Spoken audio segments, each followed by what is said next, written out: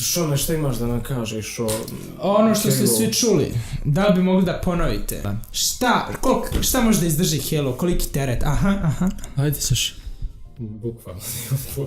Autobusa, double deckera. Double decker autobusa, ako ga izbalansiraš možeš staviti na njega i da se ne savi. Ubacimo da montaž double decker na Formulu 1. Hoću, pa naravno, šta si mislio, neću?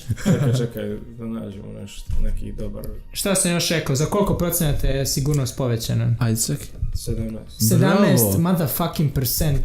Uglavnom, nije od ovih malih stvarčica kao što je Felipe Massa udarila 2009. Niste od toga toliko sačuvani, mada su daleko sigurnije ove kacige. Daleko su napredili tehnologiju kaciga.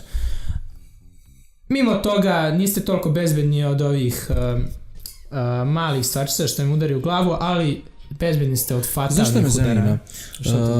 Kakva je preglednost što se tiče zbog toga što je bukvalno ispred njih je... S preglednost se zanima, kažu da vremenom malte ne vidiš se, pošto je to na centru.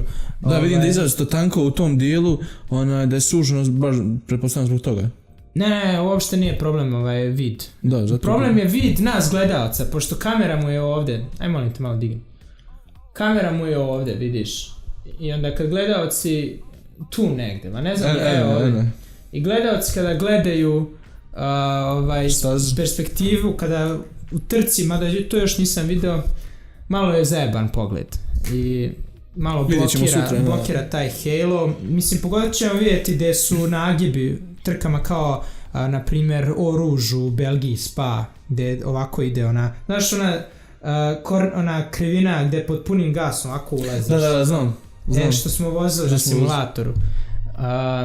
Ta će krivina recimo biti problem da je pregledaš. A mimo toga, kako vam se estetski sviđa Halo? Kako se mislite da su kopije? Komentarisali smo već, samo treba da se navikneš, bukvalno nije... Stvar navike. Da, nije toliko... Aj, vrati dole. Da, vidi se, evo. To je ova krivina što sam pričao. Tu ulaziš 300 na sat.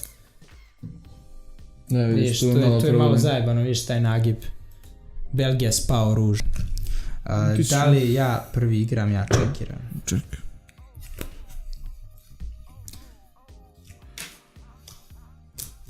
Jel imaš još nešto da kažeš? Imam 75 €. Škoda.